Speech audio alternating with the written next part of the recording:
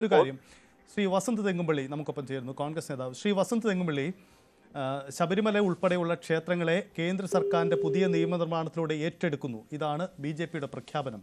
ഇതിൽ എന്ത് രാഷ്ട്രീയ അജണ്ടയാണ് നിങ്ങൾ കാണുന്നത്? ഇത് സാധ്യമാവുമോ?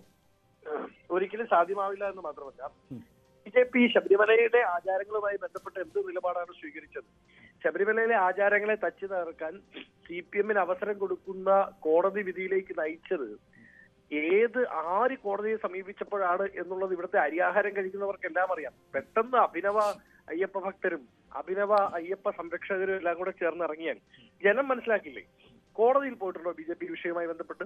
ഇല്ല. കോടതിയെ സമീപിച്ചതും നിയമപരമായി പോരാട്ടം നടത്തിയതും എല്ലാം കോൺഗ്രസും NSS-ഉമാണ്. മറ്റൊരു സംഘടനയും കോടതിയിൽ ഈ വിഷയവുമായി ബന്ധപ്പെട്ട് വന്നിട്ടില്ല. അവർ തെരുവിൽ സമരം ചെയ്യുന്ന കോൺഗ്രസും സമരം ചെയ്തിട്ടുണ്ട്, NSS സമരം ചെയ്തിട്ടുണ്ട്. ഒപ്പം BJP സമര കോലാഹലം നടത്തി കളം പിടിക്കാനാണ് നോക്കിയത്.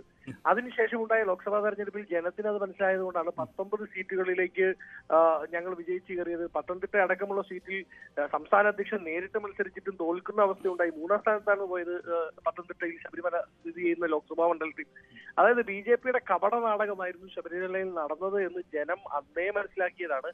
ഇനിയും അത് മനസ്സിലാകും. ഇനി ഇത് ഏറ്റെടുക്കുന്നതുമായി ബന്ധപ്പെട്ട് ദേവസ്വം ബോർഡുമായി ബന്ധപ്പെട്ട് വിവിധ ആരോപണങ്ങൾ നമുക്കുമുണ്ട്.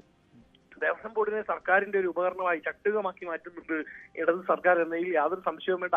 അതുകൊണ്ടാണല്ലോ അയ്യപ്പ സംഗമത്തിലേക്ക് 6000 പേരെ പ്രതീക്ഷിച്ചു, 4000 പേര് വന്നു, അതുകൊണ്ട് വിജയമാണ് എന്ന് പറയേണ്ട ക്യാപ്സ്യൂൾ വസന്തപള്ളി, ഞാൻ ക്ലാരിറ്റിക്ക് ഒരു കാര്യം, അതായത് ദേവസ്വം ബോർഡിന് സർക്കാർ നിയന്ത്രിത ഒരു ദേവസ്വം ബോർഡ് സംവിധാനമാണല്ലോ നമ്മുടെ ഇവിടെ ഉള്ളത്. സർക്കാർ നിയന്ത്രിത എന്ന് പറയുമ്പോഴും അതിന് കൃത്യമായുണ്ട്. ഹിന്ദുക്കൾ മാത്രമായിരിക്കണം, അതിൽ തിരഞ്ഞെടുക്കപ്പെടേണ്ട വോട്ട് ചെയ്യേണ്ടത് പോലും ഹിന്ദുക്കൾ, അങ്ങനെ കൃത്യമായ നിബന്ധനകളൊക്കെ നമ്മൾ അതിന് ഉണ്ടാക്കിയിട്ടുണ്ട്. നമ്മൾ കാലങ്ങളായി അത് നിലനിന്ന് പോവുകയാണ് വിവിധ സർക്കാരുകളുടെ കാലത്തായി.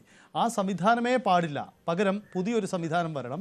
അവിടെ വിശ്വാസികൾക്ക് പ്രാതിനിധ്യം കൊടുക്കുന്ന ഒരു സംവിധാനം വേണം. ഇതാണ് സംഘപരിവാറിൻ്റെ ആവശ്യം. നിങ്ങൾ ഈ ആവശ്യത്തോട് ചേർന്നു പോകുന്നുണ്ടോ, യോജിക്കുന്നുണ്ടോ എന്നതാണ് പ്രധാനമായ മറുപടി വേണ്ടത്. അല്ല, അതിൽ ദേശീയ തലത്തിൽ തന്നെ നമുക്ക് നിലപാടുകളുണ്ട്. വളരെ കൃത്യമാണല്ലോ. ഇപ്പം നിലവിൽ നിൽക്കുന്ന സംവിധാനത്തോടെ എതിരഭിപ്രായമുണ്ടെങ്കിൽ ആയതുമായി ബന്ധപ്പെട്ട് മാറ്റങ്ങൾ വരുത്താൻ ഇന്ത്യൻ നിയമ സംഹിതയിൽ ഒരുപാട് അവസരങ്ങളുണ്ടല്ലോ. അത് ഉപയോഗിക്കട്ടെ സർക്കാർ, അല്ലെ അത് ഉപയോഗിക്കട്ടെ കേന്ദ്ര സർക്കാർ, അല്ലെങ്കിൽ BJP എന്ന് പറയുന്ന പാർട്ടി. ഇപ്പൊ അവരുദ്ദേശിക്കുന്നത് വിശ്വാസികളോട് മുഴുവൻ നിലവിലുള്ള സംവിധാനങ്ങൾ മുഴുവൻ തെറ്റാണ്, ഞങ്ങൾ ഇതാരും സംരക്ഷിച്ച് കളഞ്ഞേക്കാം എന്ന നിലപാടാണ് സ്വീകരിക്കുന്നത്.